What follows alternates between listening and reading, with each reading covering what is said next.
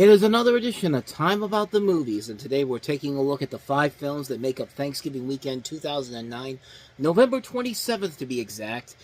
And let me just say, we're going to start off on a really bad note, because the first film we have here is one of my worst movies I've ever seen in my life, but I swear we are going to get better as we go along here, especially when we get towards the more independent releases, or the films opening in limited release. But before we get to those movies, we got to dig through the bottom of the barrel. Let's take a look at one of the worst comedies I've ever seen in my life, the true worst disaster in Disney history, because this is their movie, and the ripple effect of what happened after this movie came out was just, it completely ruined everything they had planned for this director, the people involved in it. This is Old Dogs.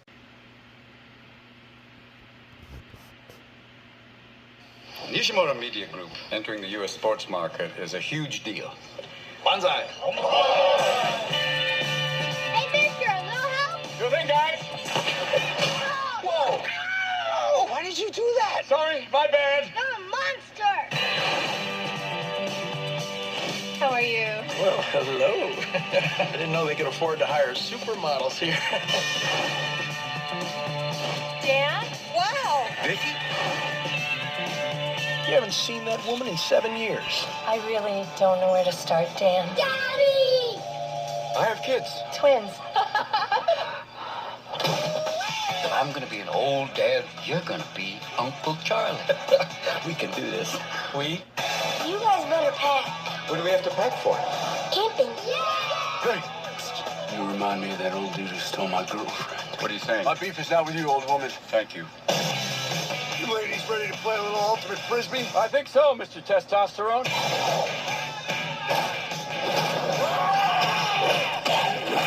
How'd that feel, Gilmore Girl?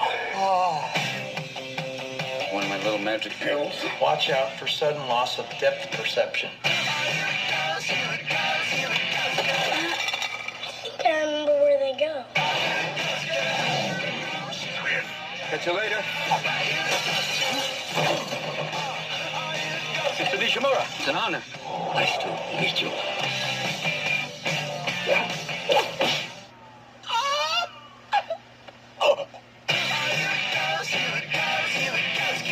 My kids are in there. Sorry, the zoo closes at 3. We are in the zoo. We're in the gorilla enclosure. Don't look at him in the eyes. Just look away.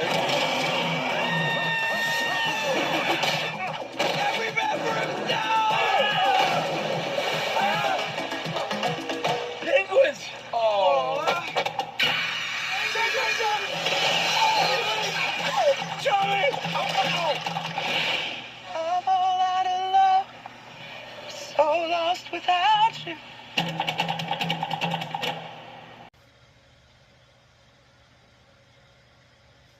Yeah. It's that bad, people. If you've been keeping up with my top 30 worst movies of all time, you know I got this at number 20 on my list of the worst movies I've ever seen in my life. And I stick by that. This is one of the worst movies I have ever seen in my entire life. You know a movie is bad when they can't even decide who to release it under, because this was originally a Touchstone movie. But then Disney decided to take it over, because why the fuck not? No, seriously, why the fuck not? It's kind of like the opposite of Gone Fishing, when, you know, all the marketing had it under Disney, and then Touchstone all of a sudden took over at the last minute, even though they don't change the studio credits on the DVD for it. But trust me, Gone Fishing is Citizen Kane compared to this garbage here. So let me just kind of sum this up here, because I've gone into greater detail about how much I hate this film.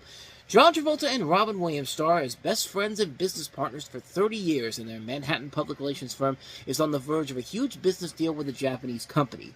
With 2 weeks to sew up the contract, Dan gets a surprise. A woman he married on a drunken impulse nearly 9 years before, played by the late Kelly Preston, who was, of course, married to John Travolta. She shows up telling him that he's the father of her twins, now 7, and she'll be in jail for 14 days for political protest. So let's throw in another bad Robin Williams comedy while we're at it with Father's Day. But Dan volunteers to keep the tykes, although he's uptight and clueless. So is Charlie, because there's literally a scene in the movie where they're baby-proofing the entire apartment. For a 7-year-old. 2 7-year-olds. With Charlie's help, is there any way they can be dad and uncle, meet the kids' expectations, still land the account, and will you even give a shit about this movie when you're done with it? I mean, this movie is just...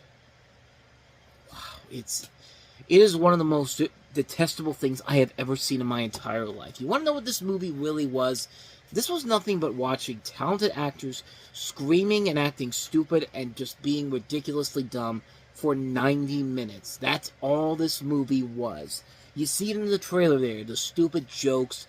I mean, some really offensive jokes when you really think about it with the Japanese people in here, but just nothing happens in this movie. Nothing about this movie makes any sense whatsoever. Like, supposedly this was a film that was released under the Disney regime before the new regime took over, but yeah, use that as an excuse. Like, this is the type of movie that I would say to anybody out there who's bad-mouthing the live-action remakes and saying it's the biggest Disney disaster in history. No.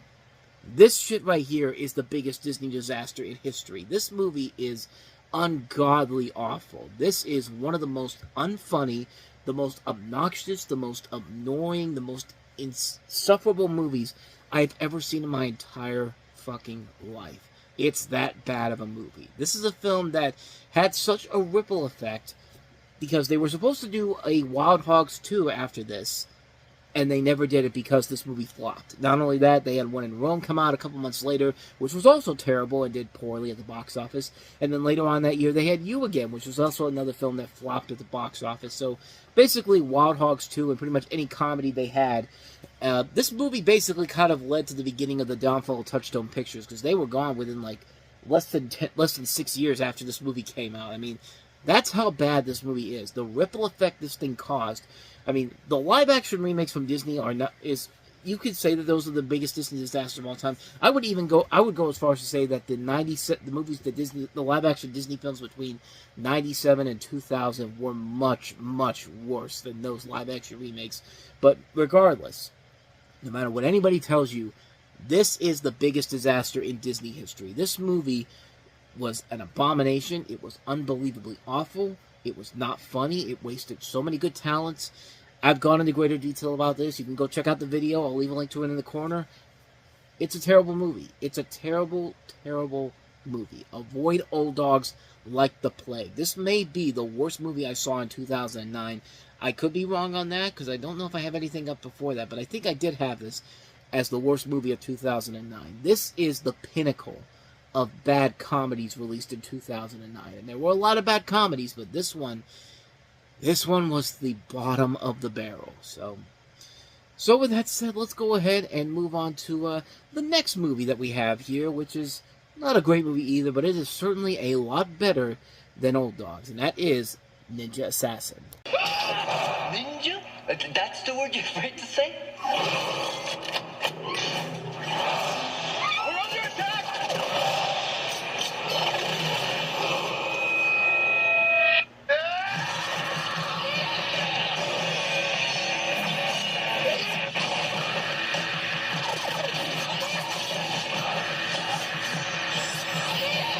Ninja Assassin. Okay, your first mistake was releasing this on Thanksgiving weekend. We've known time and time again that an R-rated movie like this does not play well over Thanksgiving weekend, and yet they still continue to do it. But not only that, the fact that they have that trailer literally begins with somebody going ninja, like this is supposed to be a serious action movie, and they have that in there. Like, could you say it in a much more, could you say it like you weren't starring in a comedy? But that's the least of this film's problems, because this is a follow-up for James McTeague after what he did with V for Vendetta, which is a great movie. This is not a good movie, and this stars Rain, who I guess they were setting up to be the next big thing after Speed Racer, as a delusion assassin looking for retribution against his former mentor, played by Sho Kosugi. Ninja Assassin explores political corruption, child endangerment, and the impact of violence. Produced by the Wachowski brothers, Joel Silver, and also Silver Pictures, Legendary Pictures as well, Dark Castle Entertainment. And this was co-written by J. Michael Straczynski, who was trying out some scripts at the time. He did the script for Changeling last year, which was not a big hit. And this is definitely not a good film either. Not a bad idea overall, but just, this is a film that I think really suffered because of the editing. This was a movie that was heavily chopped up. The action sequences moved way too fast for their own good. For a movie like this, you need better editing like this. You need to have something like, maybe not Crouching Tiger, Hidden Dragon levels, but there are much better martial arts movies that you could do with a story like this, with the editing on this. But the editing on here is one of the worst things about it, because they cut everything so quickly that you can't tell what the hell's going on. And it's not like the movie isn't trying. There's a good idea here, and they have people here who can make it work. These are the guys that did The Matrix. Those are some of the best action sequences in film history. And yet they couldn't do that with this film. They did this with V for Vendetta. I mean, this isn't something where it's impossible to do something like this. I mean, this is something where you could easily do it, and the film just kind of doesn't do it. It's like it was completely made in just in a real quick amount of time, because, hey, we want to get this out there for the Thanksgiving crowd, because clearly there will be an audience for this, which, no, there wasn't. Yeah, the film made double its budget back, but nobody remembers this movie. This thing came and went. Critics trashed it. It wasn't a big box office hit overall. Yeah, it made back its money overseas, but here it did not do so well. It brought in only $38 million here in North America, which is still more than the $30 million they spent on it. But maybe they could have spent more money to fix the script, and maybe they would have had something there. But it is what it is. So that's Ninja Assassin. So let's get to some good stuff finally. Let's go ahead and move on to our next movie, which is Viggo Mortensen starring in The Road. In a moment, the world changed forever. We won't survive another winter. But for one family, everything depends on reaching the coast. The real danger was yet to come. That boy looks hungry. Look at him, man. I'll shoot you in the head. On November 25th comes the extraordinary journey. It's like it used to be when the sun came out. Of a father's fight. Get down! For his son's future. You have to keep carrying the fire. What fire? Fire inside. The Road, rated R. So this is based off of a Cormac McCarthy book. Of course, the same man who gave us No Country for Old Men. Directed by John Hillcoat, whose last movie was The Proposition, which was a really good Western starring Pierce Brosnan. But this is a film that stars Viggo Mortensen and Cody Smith-McPhee, who would later go on to be nominated for an Oscar for The Year of the Dog, as a father and son in a post-apocalyptic wasteland. And the cast also includes Robert Duvall, Guy Pearce, Charlize Theron. And it's a movie that was really, really well done. It's a film that really was well made. The atmosphere is really well done. The cinematography by who did the cinematography for this? Javier Aguirre is very good. I don't know what else this guy has done, but he does a very good job of creating a feel of the world around him, like creating this post-apocalyptic world here. And I see here that his most notable thing that he had done before this just came out the week before. It's the Twilight Saga: New Moon. Talk about a major improvement from the film that came out 5 days prior. I mean, this thing obviously kicks the crap out of that. But for Viggo Mortensen, he rarely makes movies. He'll come out every once in a while and do a film that he's really proud of. And this is definitely one where he really makes it work. And Cody Smith-McPhee starring in a really good starring rookie performance for him, because this is, I think, his first film he ever did. And the atmosphere is there. The feel of the post-apocalyptic world is there as well. It's a really damn good movie. It's a film that I kind of wish did a whole lot better than it did. It kind of came and went. It wasn't a big box office hit overall. And it's a shame, because it was a really well-made film. It's a really good movie that keeps you on the edge of your seat. It's one of the best post-apocalyptic movies out there. It's a film I highly recommend checking out, The Road. So with that said, let's go ahead and move on to what I think is easily the best movie of the entire week, and that is Disney's latest animated feature, opening up in limited release. The first 2D animated feature they had done since Home on the Range 5 years ago. This one's definitely a whole lot better than Home on the Range, obviously. This is The Princess and the Frog.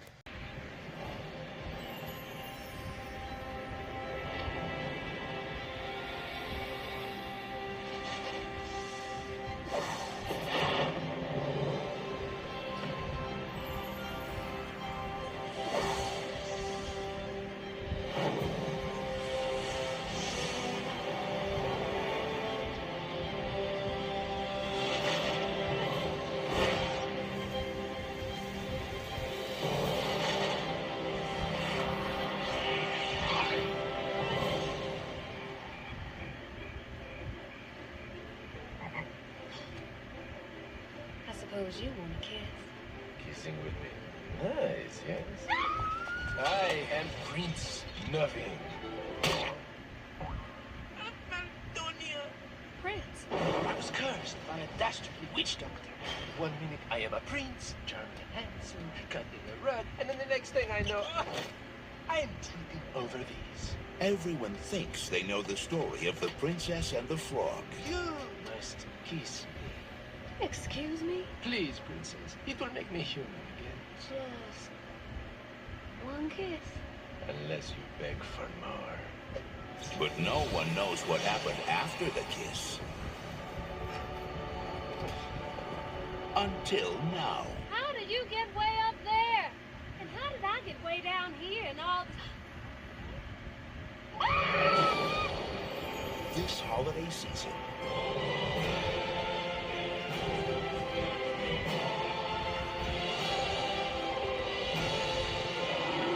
In the tradition of Walt Disney's most beloved classics comes the story behind the most magical kiss the world has ever known.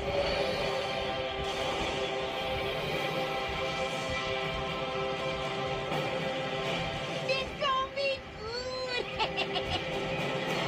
Walt Disney Pictures, The Princess and the Frog. Come. That's new. I really love the hell out of this movie. I was really excited to see this movie for a couple reasons. One, Disney's first 2D animated film in 5 years. Two, the first big 2D animated feature we had seen since the Simpsons movie 2 years prior to that. And just three, it just looked like a really damn good movie and a film that felt like it was going back to what makes Disney's animated classics so special. I mean, this is a movie that I had a lot of high expectations going into it when I saw it, and I'm really glad that I came out of it feeling very, very happy with what I saw. The story of this is, of course, based off The Frog Princess, and you have the story set in 1920s New Orleans, Louisiana, telling the story of a hard-working waitress named Tiana, played by Annika Noe Rose from Dreamgirls, who dreams of owning her own restaurant. After kissing a prince, played by Bruno Campos from Jessie, who has been turned into a frog by an evil witch doctor, played by Keith David, Tiana becomes a frog herself and must find a way to turn back into a human before it's too late. And really, this is a film that I feel like is just pitch perfect. I mean, one, it's the return of 2D animation, and this is really kind of the film that started what I like to consider that was like the Little Mermaid in the third Disney Renaissance as a whole. I mean, this really is right now the third Disney Renaissance. The second Disney Renaissance was the late 80s, early 90s, and now we're kind of in that third Renaissance between, you know, the late 2000s and the mid 2010s, because that's when Disney was kind of back on track after having a couple of rough years between 2002 and 2007, I think, 2007, because they didn't have anything out in 2006, if I'm not mistaken. Not something they owned. So this was technically kind of their Little Mermaid. Like, Lita Robinson's was their Great Mouse Detective. Bolt was their Oliver and Company. This is their Little Mermaid. Although the next movie they would do, the Tangled, kind of got... I don't know. It's kind of hard to decide if Tangled or Winnie the Pooh would be the kind of the rescuers down under. Tangled was not a big hit when it came out at first, but it has gone on to have a major following to it. And Winnie the Pooh really did not do well because they made the stupid decision of releasing Winnie the Pooh on the same day Harry Potter and the Deathly Hallows Part 2 came out. We'll get to that in 2011 because that's a whole different thing. That's a whole other thing we could talk about altogether. But as far as this movie goes, this is just a great, great movie. I really love the hell out of this movie. I really love these characters overall. You get so attached to Tiana's storyline.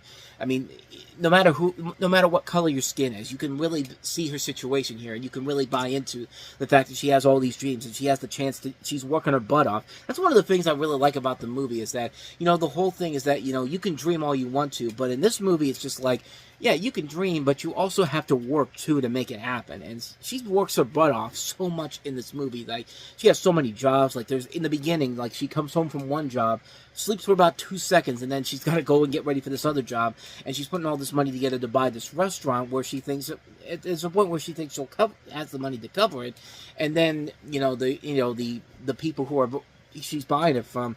Unfortunately, they have another offer to her, and they basically say, well, because of your background, I mean, you might as well stick to where you're at right now. It's just like you see her working her butt off, just trying to get this dream of hers, and it's like no matter what you do, life is going to give you. It's like what I've been saying for the last couple of years. Life does not give you happy endings at times, and this is kind of one of those examples. But it also works because you just have so many good characters to work with. I love her best friend in this movie. Like, it would have been so easy to make her kind of like a bad guy or so, kind of like an antagonist or something like that. But no, she is more than willing. She's more than just a friend. She really does feel like a real friend to her. Like, she is willing to help her out. She was willing to give her the money to get this restaurant. She was willing to help her out with the dress and all that after she ruins it at this party. I mean, this is a really, really... And she's a really funny Disney character as a whole. She's just a ton of fun on screen. I can't remember who did the voice for her. I think it's Jennifer Cody, if I'm not mistaken. But she makes it work. And she's really a ton of fun in this. All the characters here are a ton of fun. The witch is the doctor in this. Dr. Facilier is one of the great Disney villains. I mean, he's such a fun-looking design overall. The bad guy he's such a good bad guy too. He's got one of the great Disney villain songs of all time, and of course you got the voice of Keith David. How can you go wrong with that? And yeah, it's a fun adventure film overall. The animation is top notch. The story overall is well done. It's a return to form for Disney. This is the kind of stuff that we want to see from Disney overall. Like, yeah, we can accept. Yeah, we're more than willing to accept the CG animated movies if they're good. I mean, they would prove that they were good, but I want to see him go back to making 2D animated movies like this again. I know it's kind of hard. I know it was kind of hard to do even back then because this was a high-budgeted movie overall. And I don't think this movie was a massive hit when it came. I'd say that it wasn't a massive hit overall, but I know it cost a lot of money to produce.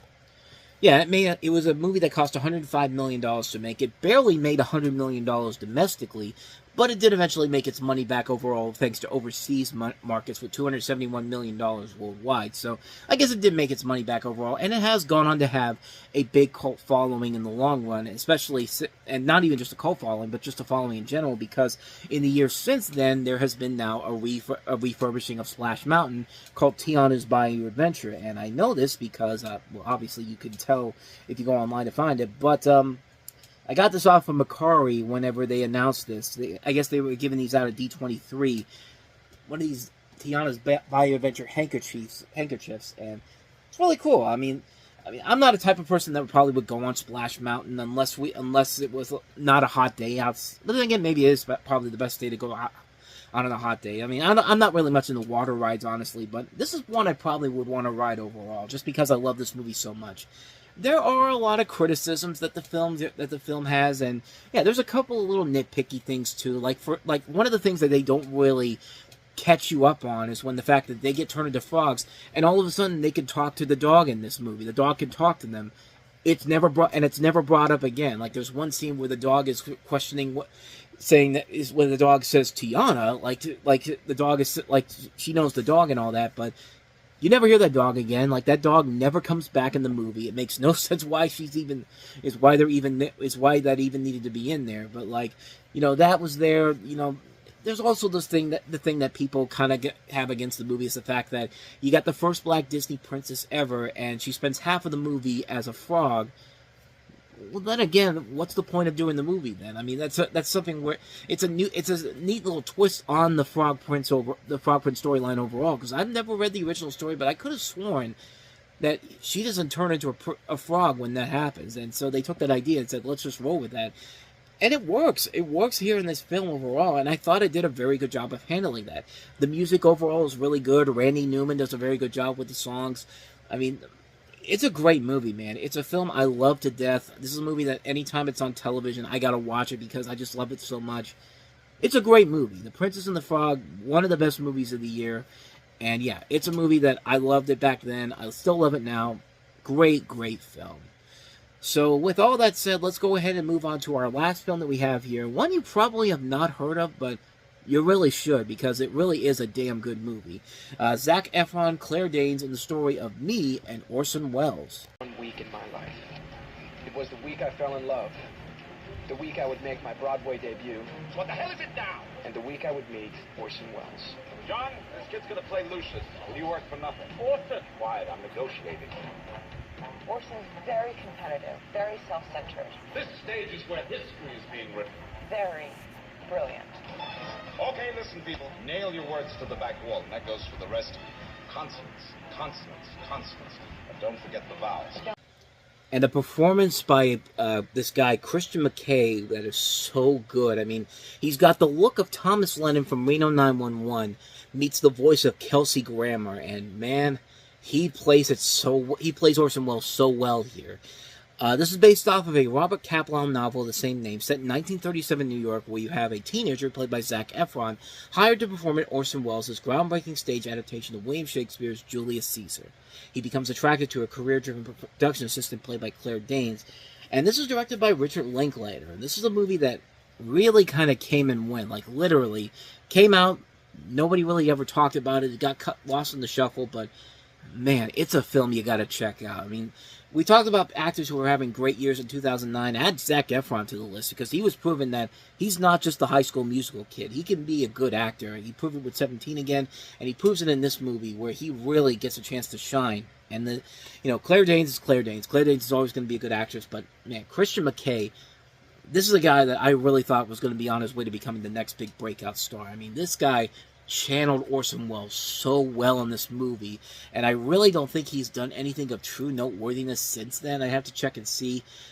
Yeah, the stuff he's been notable in a couple of things. You see him in Woody Allen's You and Me, the Tall Dark Stranger. He was in Tinker Tailor Soldier Spy. He was in Rush. He was in The Theory of Everything. The last thing that he was in that I see of noteworthiness is Mrs. Harris Goes to Paris, which kind of came and went overall. But this was a truly strong performance overall, a truly great film, one that you gotta see it, man. This is a really damn good movie. A cast that also includes Ben Chaplin, Eddie Marsan, Kelly Riley, Zoe Kazan. This is one of Richard Linklater's best movies too, one of his more underrated films, and it's just such a good movie, man. It's a movie that just works on so many levels. The acting is great. Richard Linklater does a very good job overall directing this, even though this is not his script overall. I love this movie, man. This is a film that I really, really do love. Another really good underrated film in 2009. See, 2009 had a lot of varying movies. You had some really bad comedies, but then you had a ton of these underrated gems that you don't really think about all that much. They kind of come and go. But man, I was so lucky to find a lot of these movies growing up, grabbing DVDs from Best Buy and all that, Walmart and FYE and all these places. I mean, movies like this are why I'm glad I have this job, because I get the chance to tell people about movies like this. And yeah, it's something that definitely needs to be seeked out. Me and Orson Welles, seek this movie out. You will not be disappointed by it by any means. And so with all that said, we wrap up another edition of Time About the Movies, and that means we are only 1 month away from wrapping up the Knots as the decade. And next time around, we'll take a look at 5 more movies to kick off the week of the month of December. Post-Thanksgiving weekend is not usually the strongest for wider releases. Case in point, we have stuff like Jake Gyllenhaal and Tobey Maguire in Brothers. We have Matt Dillon among the cast in Armored.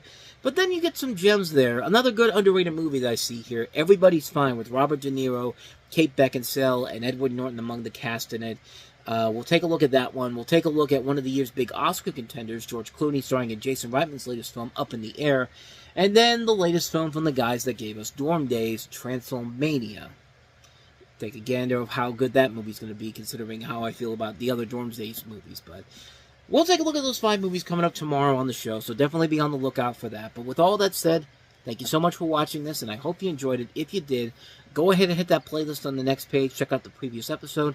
And also, don't forget to hit the like button, the subscribe button, the notification button, and the bell. That's where you get updates on when new videos come out. And we do post new videos here every day. So, with all that said, I'm off. I'll see you guys next time. And until then, as always, take care.